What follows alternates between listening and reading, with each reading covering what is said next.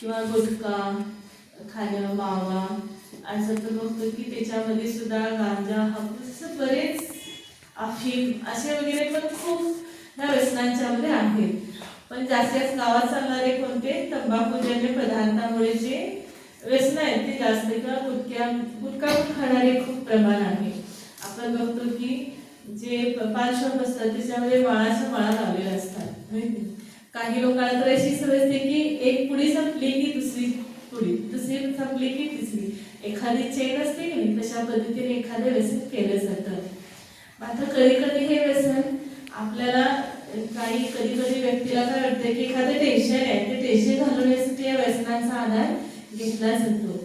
पण आता समजा प्रत्येकाला त्याला कोणत्या गोष्टीचं टेन्शन हे जरूर आहे, म्हणून सगळ्यांनी काय व्यसनच करायचं आहे का?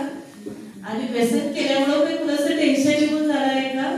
तात्पुरतं आपल्या मेंदूमध्ये बधिरता निर्माण होते, ते आपलं टेन्शन, एखादी काय प्रॉब्लेम असेल तर आपण विसरला जातो, म्हणून काही टेन्शन संपणार आहे का? संपणार नाहीये. तर ह्या व्यसनांच्या पासून आपल्याला मुक्त व्हायचं असेल तर स्वतःला काही गोष्टींच्या पासून मजबूत केलं पाहिजे.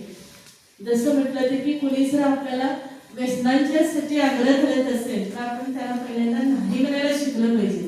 कारण आपण बघतो की शाळा जे असतात त्या शाळेच्या आवारामध्ये कुठल्याही प्रकारचं व्यसना म्हणजे धूम्रपान करणारं दुकान असू नये किंवा विक्री केली जाऊ नये असा आपला सरकारचा पण जरूर तो आदेश आहे.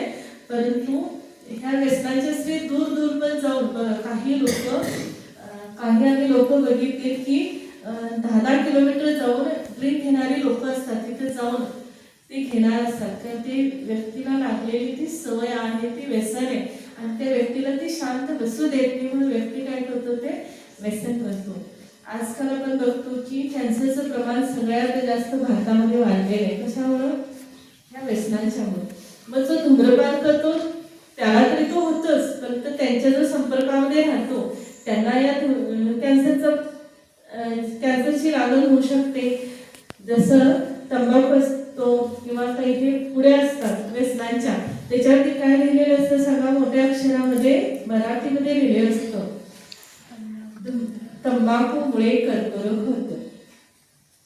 कर्करोग म्हणजे कॅन्सर.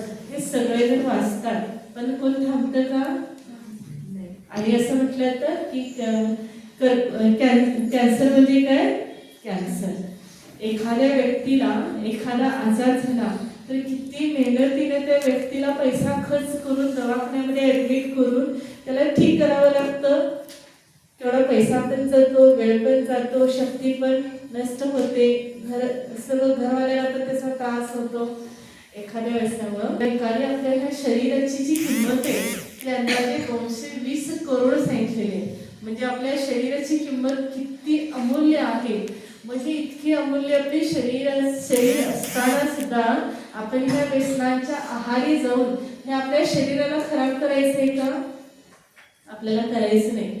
आम्ही तुमच्यापर्यंत कशासाठी पोहोचलेला आहे की नशामुक्तीची प्रतिज्ञा करून घेण्यासाठी. भविष्यामध्ये जाऊन आपल्याला कुठल्याही प्रकारच्या व्यसनांचा आधार घ्यावा लागणार नाही. आणि एकदा आपण प्रतिज्ञा केली की आपल्या बुद्धीमध्ये राहणार की मी प्रतिज्ञा केलेली आहे माझ्या स्वतःसाठी, कुटुंबासाठी, समाजासाठी, आपल्या गावासाठी, देशासाठी ही उपयोगाची प्रतिज्ञा, आणि त्यासाठी मला कुठल्याही गोष्टीसाठी ह्या कुठल्याही प्रकारचा व्यसनांचा आधार घ्यायचा नाही. आणि आता आपण जे बघतो ते सगळ्यात जास्त जे व्यसन लागलेलं आहे ते कुठलं आहे? मोबाईलचं लागलेलं आहे. ह्या सगळ्या व्यसनांच्या बरोबर मोबाईलचं व्यसन लागलेलं आहे. तर ह्या मोबाईलच्या व्यसनापासून जसं आपण बघतो ना, छोटी छोटी मुलं सुद्धा 2 वर्षाची 3 वर्षाची हातामध्ये मोबाईल देत नाही तोपर्यंत रडतात, हातामध्ये दिलं की ती शांत बसतात. छोटी मुलं आम्ही किती ठिकाणी बघतो की त्यांची मम्मी त्यांना खास भरवत असते, पण त्या छोट्या मुलाच्या हातामध्ये काय असतो? मोबाईल असतो. मोबाईल दिल्याशिवाय ते बाळ एक घास पण खात नाही. म्हणजे मोबाईलच्या आहारी आपण किती गेलेलो, म्हणजे एक ते प्रकारचं का आहे? व्यसन आहे. एखाद्या ड्रिंक करणाऱ्या व्यक्तीला एखाद्या दिवशी नाही मिळालं, त्याच्या शरीरामध्ये अल्कोहोल नाही केलं तर त्याला केवढा त्रास होतो, तसं आपल्याला मोबाईल नाही मिळाला तर तेवढा काय होतो? त्रास होतो. तर आपण ठेवायचंय ही जी धूम्रपान आहे किंवा ड्रिंक आहे किंवा बरेच अशी व्यसने आहे त्यांच्यापासून तरी मला स्वतःला मुक्त करायचंच आहे. पण हे जे आपण जे मोबाईलचं जे आपलं जाळं पसरलेलं आहे, आवश्यकतेनुसार आपल्याला ह्या गोष्टींचा जरूर वापर करायचा आहे, पण तिथं आपल्याला आवश्यकताने त्या गोष्टींचा आपल्याला काय करायचंय, जरूर त्याग करायचंय. हे जे व्यसन आहे ते व्यसन कधी सुरुवातीला लागतं सांगा? पहिल्यांदा व्यक्ती सुरुवातीला त्याचे जे मित्र वगैरे असतात त्यांच्याकडे असतं, मग ते काय करतात, त्याला आग्रह करतात, ते एकदा खाऊन बघ. मग तो व्यक्ती काय करतो, नाही नाही म्हणत एकदा खातात, त्याला 3 ते 4 वेळा त्याला सवय लागेपर्यंत त्याला ते फ्री मिळतं, कारण त्याचे मित्र देतात. आणि त्या व्यक्तीला एकदा सवय लागली की त्याला ते फ्री मिळत नाही, त्याला स्वतःला जाऊन काय करावं लागतं, खरेदी करावं लागतं. मग काय होतं सांगा, एकतर शारीरिक, आर्थिक आणि कौटुंबिक ह्या तिन्ही प्रकारचं ह्या व्यसनांच्यामुळं आपलं नुकसान आहे. त्यामुळे ह्या सगळ्या व्यसनांच्यापासून स्वतःला काय बनवायचं आहे, मुक्त बनवायचं आहे. म्हणून आम्ही तुमच्यापर्यंत भविष्य, कारण आज तुम्ही सर्वजण विद्यार्थी आहात, परंतु तुम्ही उद्या जाऊन आपल्या भारत देशाचे एक नागरिक बनणार आहात. आणि तुमचा जो पाय आहे तो पाय इथे ह्या शाळेमध्येच घडला जाणार आहे. जेव्हा तुम्ही इथं सुरक्षित असणार आहे, कुठल्याही प्रकारची नशा नसणार आहे, व्यसनमुक्त असणार आहे, तेव्हा आपण भविष्यामध्ये जाऊन कुठल्याही गोष्टीसाठी ह्या व्यसनांचा आधार आपण घेणार नाहीये. म्हणून आपण स्वतःला काय करायचंय, नशामुक्त बनवायचं आहे. त्यानंतर एक गोष्ट आहे की आपण बघतो की आपण जास्त सर्वजण, आपले भारत देश म्हणजे धार्मिक देश आहे, सनातनी देश आहे.